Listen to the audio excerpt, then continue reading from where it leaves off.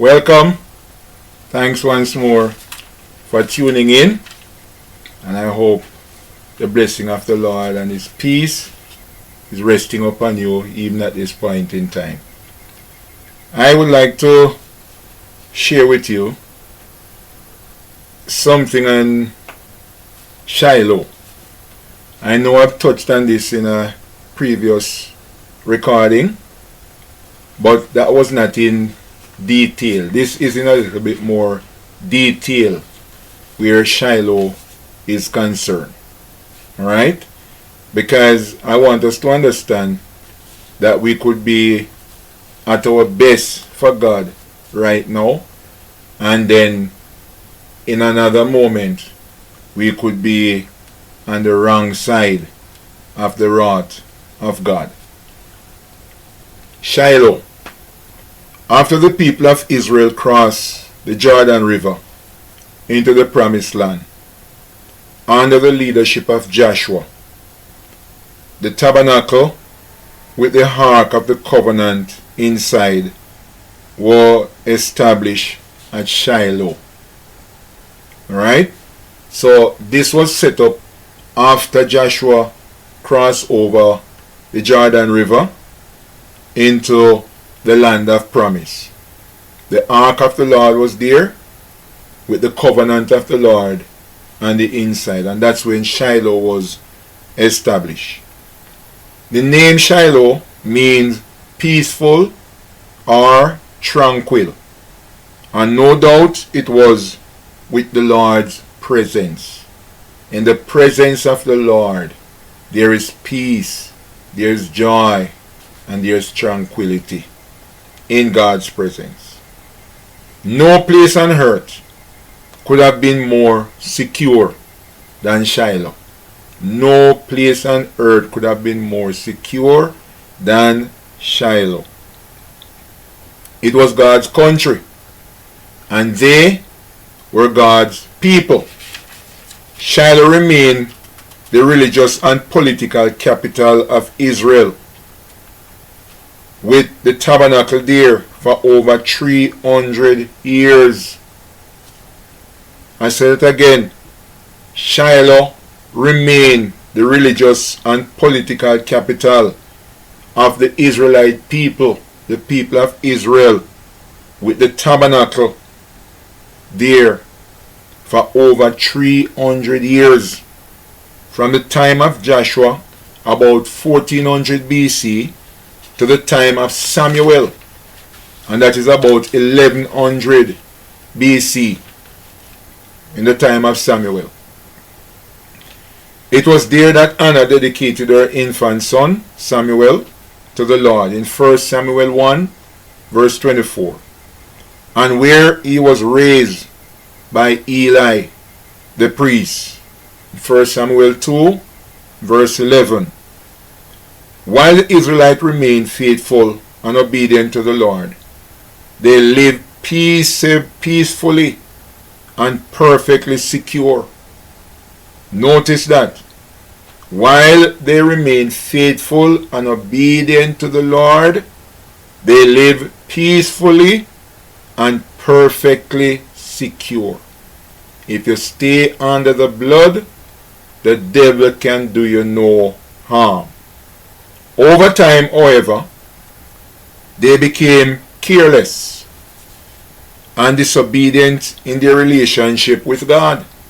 Over time, because they were dwelling peacefully and perfectly secure. But then over time, they became careless and disobedient in their relationship with the Lord. They become complacent, taking far too much for granted. The people of Israel, they become complacent and taking far too much for granted. They take things now for granted. And they assume that the Lord would protect and put up with them no matter what they did. That's their assumption. They were living in a peaceful environment. They were living in a perfectly secure environment. They were living in God's country. They were God people. And they assumed that the Lord would protect and put up with them no matter what they did. But no. No. Which was a big mistake on their part. They made a very big mistake when they begin to think that. Now, the Apostle Paul said in Galatians 2 and verse 21, he said, do not frustrate the grace of God.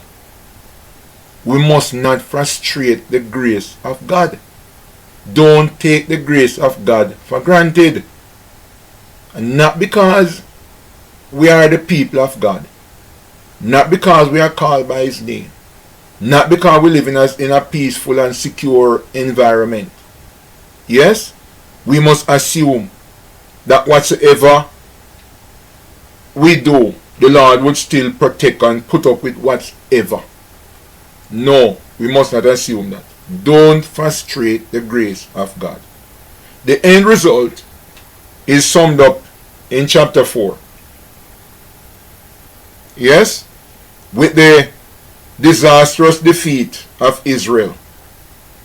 And that's in 1 Samuel chapter 4 we're talking about there. Yes? With the disastrous defeat of Israel by the Philistine. That God not only permitted to happen, but actually caused to happen. When Israel was defeated by the Philistine, God did not permit it to happen. He did not only permit it to happen, but He actually caused it. He allowed it to happen. And we look already at Jeremiah chapter 7, verses 1 to 21. We could have read from verse 1 to 34. We could read all of it in Jeremiah chapter 7. Or you can look at it if you didn't see that video before, because we made mention of some of the things. We actually did a video on Jeremiah chapter 7, verses 1 to 21. Alright? So, the story of Shiloh thereafter served as an object lesson to the people of Israel of latter time. The story of Shiloh. That's why God reminded them in Jeremiah time, go back and look at Shiloh and see what I did to it. Yes? Because the people rebelled against me there. They thought that they were in such a secure environment and peaceful and in God's place and in God's presence, so that nothing would have happened to them. They take things for granted. Yes? So therefore that should have become an object lesson to the people of Israel of the latter time. Physically or spiritually, that God only remains faithful to those who truly remain faithful to Him. I read that paragraph again.